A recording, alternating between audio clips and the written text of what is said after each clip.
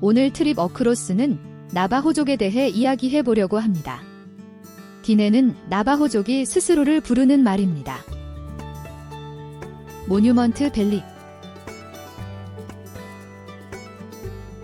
엔텔로프 캐년, 캐년드 쉐이 내셔널 모뉴멘트, 포코너스 모뉴멘트,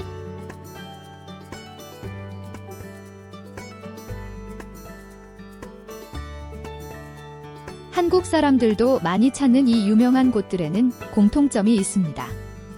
바로 모두 나바호 네이션이라 불리는 나바호족 자치구에 있다는 점입니다. 그랜드 서클 여행을 하다 보면 많은 나바호족 사람들을 만나곤 합니다. 오늘은 나바호족의 역사에 대해 이야기해 보려고 해요.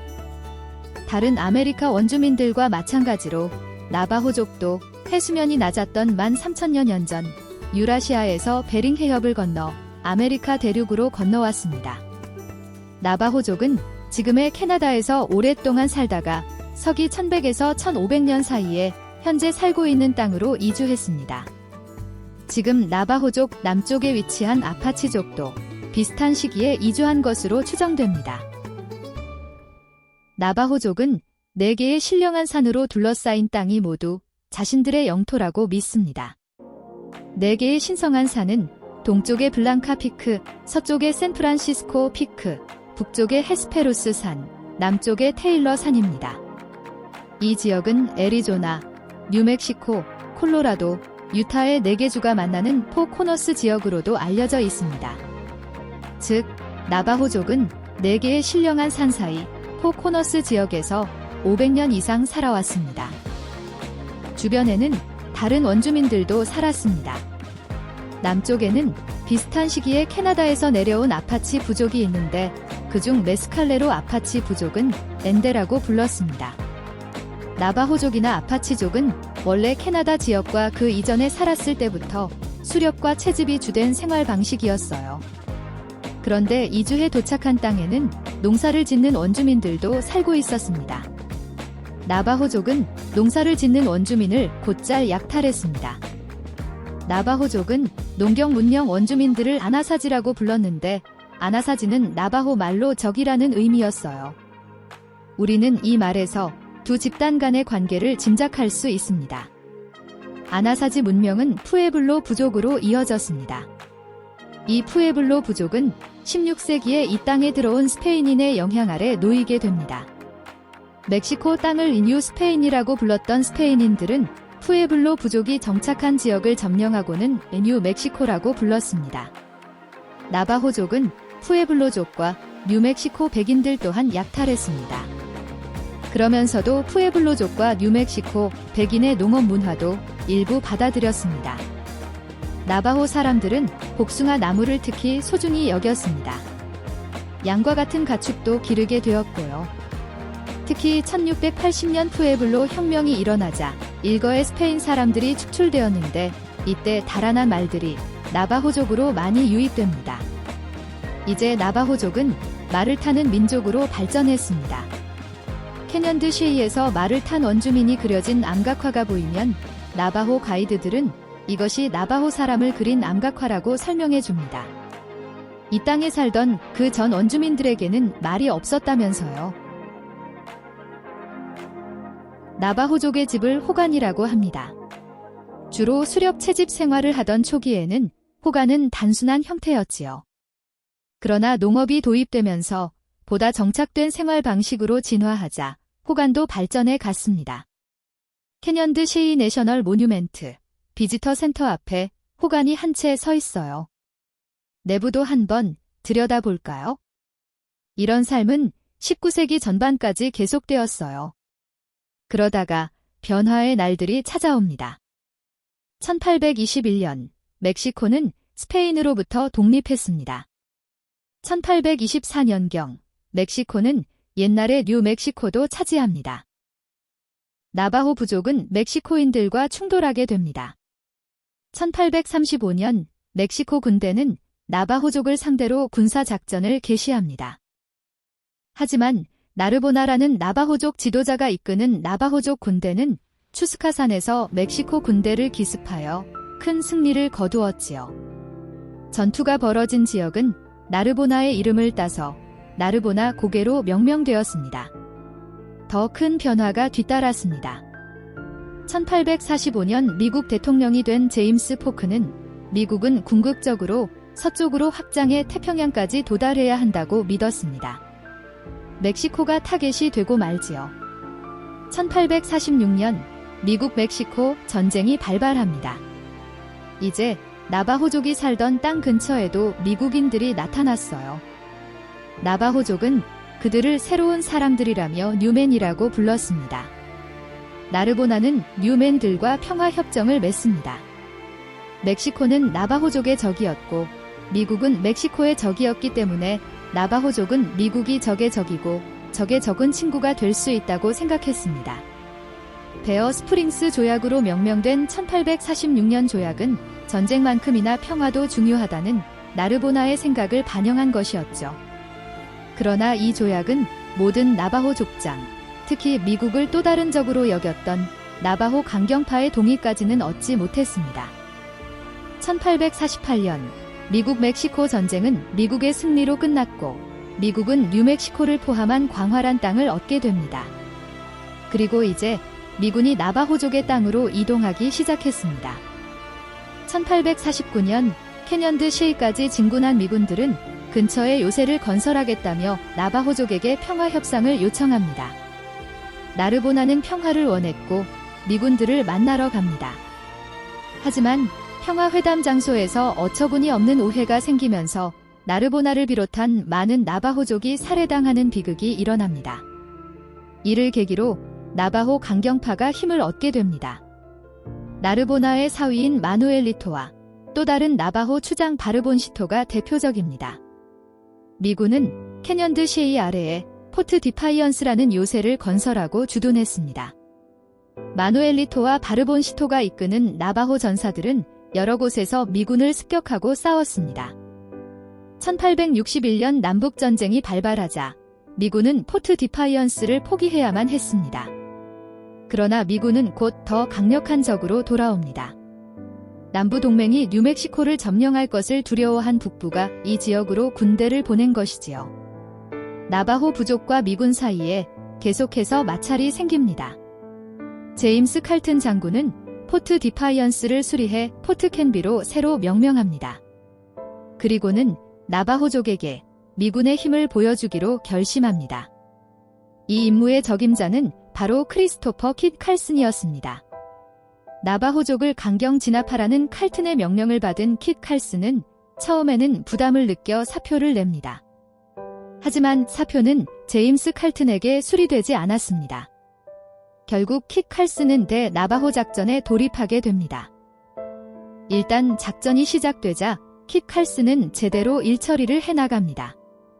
나바호 부족에 대한 초토화 작전이 시작되었습니다. 나바호족의 집과 농작물을 불태우고 가축들을 도살했습니다. 나바호족은 캐년드 셰이에 숨어 버텼죠. 하지만 킷 칼슨의 초토화 작전은 가혹했습니다. 나바호족이 아끼던 복숭아나무 2,000그루를 모두 베어버렸지요. 이를 지켜본 나바호 사람들은 경악하였습니다. 그리고 사기도 떨어져 갔습니다. 마누엘리토와 바르본시토 같은 나바호족 지도자들은 이제 물러설 때가 되었다는 것을 알았습니다. 마침내 미군에게 항복하였습니다. 항복한 나바호족에게 더 큰 시련의 시간이 찾아왔습니다. 제임스 칼튼은 나바호족에게 500km나 멀리 떨어진 포트 섬너 근처 보스케 레돈도라는 곳으로 모두 이주하라고 명령했습니다. 제임스 칼튼은 보스케 레돈도는 물이 좋고 농사짓기에 적합하니 가서 농사짓는 삶을 살라고 말했습니다. 또한 기독교를 받아들이라고 말했습니다. 불복종하는 사람들은 즉시 군사적 행동에 직면할 것이라는 엄포와 함께요. 결국 나바호족은 강제 이주를 떠나야만 했습니다. 수십 년 전 남동부의 체로키 부족이 걸었던 티얼스 오브 트레일 즉 눈물의 길과 마찬가지인 사건이 서부에서도 일어난 것입니다. 나바호족의 강제 이주를 롱워크라고 부릅니다. 트립 어크로스는 보스케 레돈도 메모리얼을 방문했습니다. 이 박물관은 롱워크에 대한 이야기를 들려줍니다. 디네족의 롱워크입니다. 50개의 그룹이 7개의 다른 경로로 강제 이주되었습니다. 이때 남쪽으로부터는 메스칼레로 아파치 부족, 즉 엔데들도 같은 장소로 이주되고 있네요.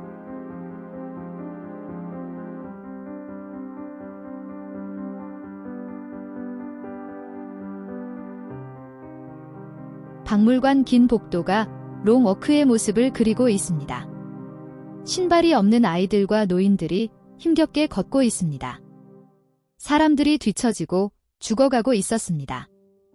영양실조나 질병, 그리고 여러 이유로 사람들이 목숨을 잃었습니다. 한 임산부는 산통을 느껴 걸음을 멈췄지만 사람들은 그녀를 돕도록 허락받지 못했습니다.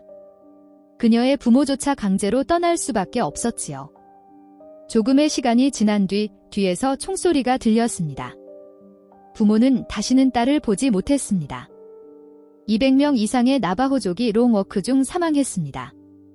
미군 병사들이 총을 겨누고 그들을 지켜보고 있습니다. 이 장면은 테피스트리로도 재현되어 있습니다. 이는 비극의 시작에 불과했습니다. 나바호 사람들에게는 이제 보스케 레돈도의 삶이 기다리고 있었습니다. 제임스 칼튼은 보스케 레돈도의 물이 좋다고 나바호족을 설득했었죠. 그런데 아이러니컬하게도 보스케 레돈도의 가장 큰 문제가 물이었습니다. 식수는커녕 농사짓기에도 적합하지 않았습니다. 게다가 페코스 강의 수량은 늘 들쭉날쭉했습니다. 미 육군조차도 물은 끔찍하다고 인정할 수밖에 없었습니다. 패티스 중위의 말을 잠시 들어보겠습니다. 물은 끔찍했다. 50마일 이내에서 먹을 수 있는 것은 알칼리로 가득하고 피마자 기름 같은 물뿐이었다. 물을 가져다가 조금 데우고 일반 비누로 몸을 씻었는데 씻을수록 더 더러워졌다. 농사가 어려우니 먹을 것이 없고 사람들은 굶어 죽어갔습니다.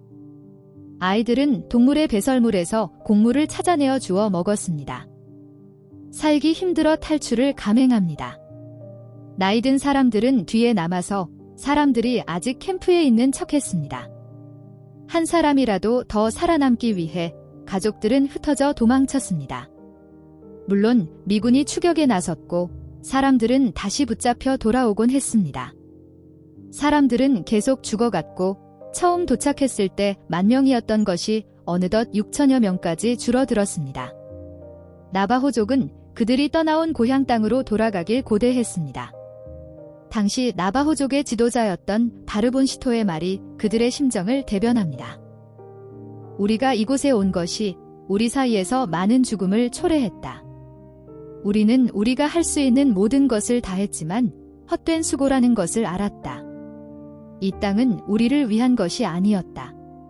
더 아프거나 나이가 들기 전에 내가 태어난 곳을 보고 싶다. 가서 내 나라를 보고 싶다.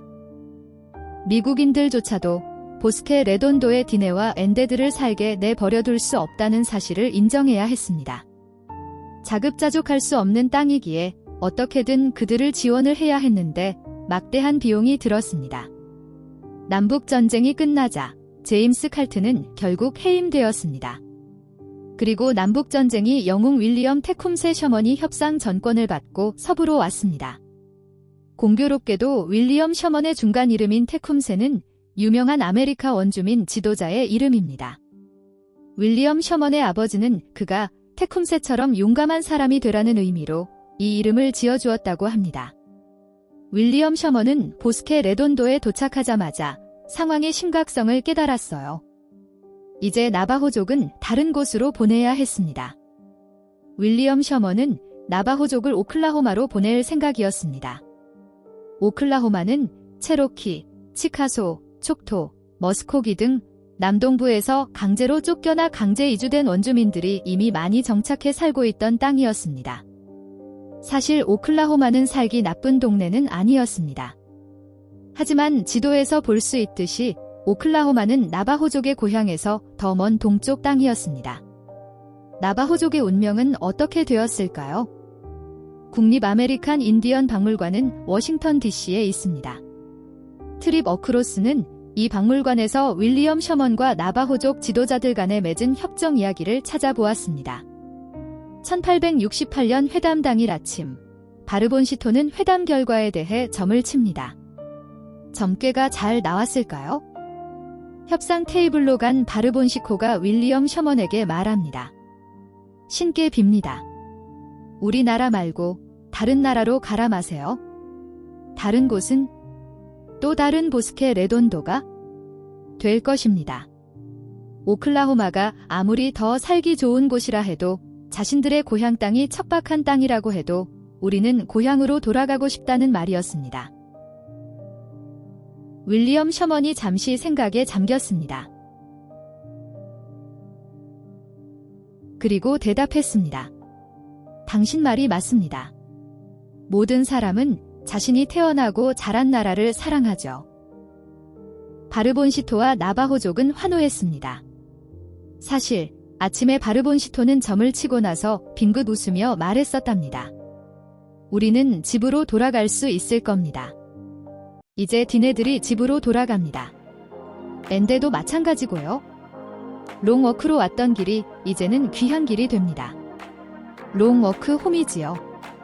마누엘리토의 말을 들어보겠습니다. 출발하던 날에는 두려운 탓에 조금만 갔을 뿐이었다. 그러다 어느새 우리는 노새들을 채찍질하며 서두르고 있었다.